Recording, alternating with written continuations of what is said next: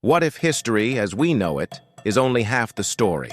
What if the modern world's foundation, from the art of Paris to the music of Harlem, began its journey in the heart of Africa? Today, we peel back the ages to discover how ancient Africa, from mighty kingdoms to the unique wisdom of Beta Israel, shaped science, art, music, faith, and our very spirit. This is Africa, the mother of civilization, the world's hidden architect. Let's begin with Africa before empire. Picture the gold caravans of Ghana and Mali, traveling across the Sahara, enriching bustling markets from Marrakesh to Venice. In Egypt and Nubia, math and engineering built monolithic wonders and debated the ethics of kingship. Carthage rivaled Rome on the seas. Aksum, the great Ethiopian power, traded as far as India and Byzantium. Now think of knowledge that ignited Europe. Why do we write numbers this way? Why do so many scientific terms have Arabic roots? In Timbuktu, scholars filled libraries with books on astronomy, medicine, and law. The Moors brought African science to Spain, carrying the number system, algebra, and medicine into European universities. The European Renaissance began not just in Florence, but with the exchange of African and Arabic knowledge, creating the foundation for modern science. Travel now to Ethiopia's highlands, a land of legend and spiritual magic. Here, the Queen of Sheba's story weaves Africa, Judaism, and the Middle East together. Aksumite kings ruled with ambition, carving churches from stone. But within this Christian society stood a remarkable people. Beta Israel, the Jews of Ethiopia. Beta Israel's origins remain a mystery. Oral legends speak of descent from King Solomon and the Queen of Sheba. Historians and genetics say they likely descend from Jewish migrants, local converts, or even exiled Israelites. By the 4th century, these Jews settled near Lake Tana, worshipping in their own way as the kingdom of Aksum adopted Christianity. Despite centuries of isolation, Beta Israel held on to their Torah, prayed in Ge'ez, preserved Sabbath rituals, and created vibrant crafts, especially ironworking and pottery. They clung to identity amidst pressure, sometimes respected, often persecuted. The word falasha, meaning stranger, forever marked their uncertain place in their own homeland. For centuries, faith and tradition bound Beta Israel together. When rulers pressed for conversion, many resisted, even facing death. They survived by forging alliances, learning new trades, and passing their history by word of mouth. In the 20th century, change swept Africa.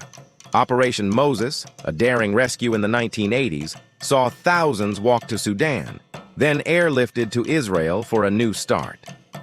Many never made it, but thousands arrived, carrying centuries of memory, hope, and pain. Today, Beta Israel communities in Israel maintain old holidays, music, art, and food. New challenges arose: language, identity, acceptance. But their spirit endures. Their journey, from exodus to integration, is still unfolding, a story of faith surviving every trial. Now step back and witness how Africa inspired the world. Picasso discovered African masks, transforming European art and inventing Cubism.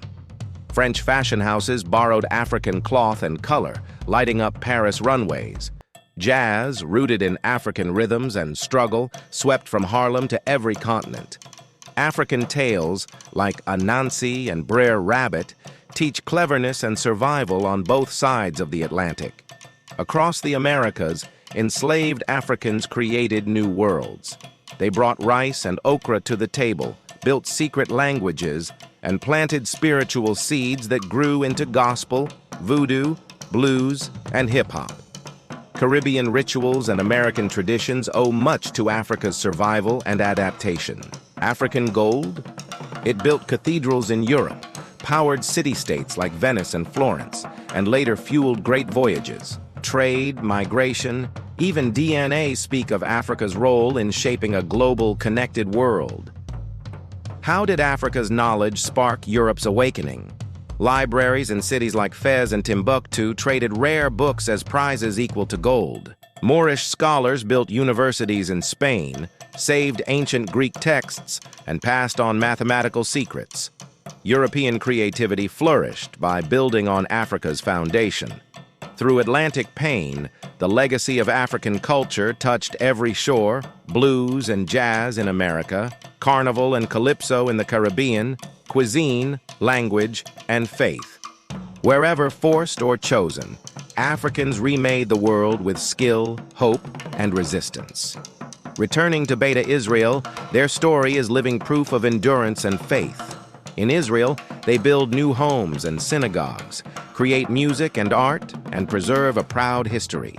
They campaign for their rights, share traditions with younger generations, and teach us that heritage is both anchor and sail. So when you see a piece of art, hear jazz in a cafe, or taste a dish with the heat of Africa, remember, Africa's story is everywhere.